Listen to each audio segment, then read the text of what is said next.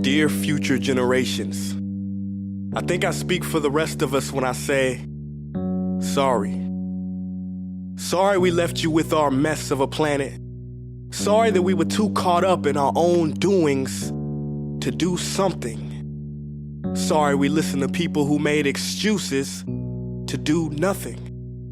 I hope you forgive us. We just didn't realize how special the earth was. Like a marriage gone wrong, we didn't know what we had until it was gone. For example, I'm guessing you probably know it as the Amazon desert, right? Well, believe it or not, it was once called the Amazon rainforest, and there were billions of trees there, all of them gorgeous. And oh, you don't know much about trees, do you? Well, let me tell you, trees are amazing. I mean, we literally breathe the air they are creating. They clean up our pollution, our carbon. They store and purify water, give us medicine that cures our diseases, food that feeds us, which is why I'm so sorry to tell you that we burn them down. Cut them down with brutal machines, horrific, at a rate of 40 football fields every minute. That's 50% of all the trees in the world gone in the last 100 years. Why? For this. And that wouldn't make me so sad if it weren't so many pictures of leaves on it.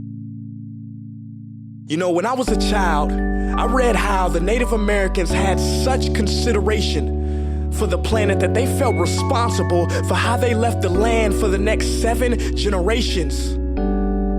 Which brings me great sorrow, because most of us today don't even care about tomorrow. So I'm sorry. I'm sorry that we put profit above people, greed above need, the rule of gold above the golden rule. I'm sorry we use nature as a credit card with no spending limit, overdrafting animals to extinction, stealing your chance to ever see their uniqueness or become friends with them. Sorry we poison the ocean so much that you can't even swim in them. But most of all, I'm sorry about our mindset, 'cause we had the nerve to call this destruction progress. Hey Fox News, if you don't think climate change is a threat, I dare you to interview the thousands of homeless people in Bangladesh. See, while you were in your penthouse nestled, their homes were literally washed away beneath their feet due to rising sea levels. And Sarah Palin, you said that you love the smell of fossil fuels. Well, I urge you to talk to the kids of Beijing who are forced to wear pollution masks just to go to school. See, you can ignore this, but the thing about truth is, it can be denied, not avoided. So I'm sorry, future generations. I'm sorry that our footprint became a sinkhole and not a garden. I'm sorry that we paid so much attention to ISIS and very little to how fast the ice is melting in the Arctic. I'm sorry we doomed you, and I'm sorry we couldn't find another planet in time to move to. You know what? Cut the beat. I'm not sorry.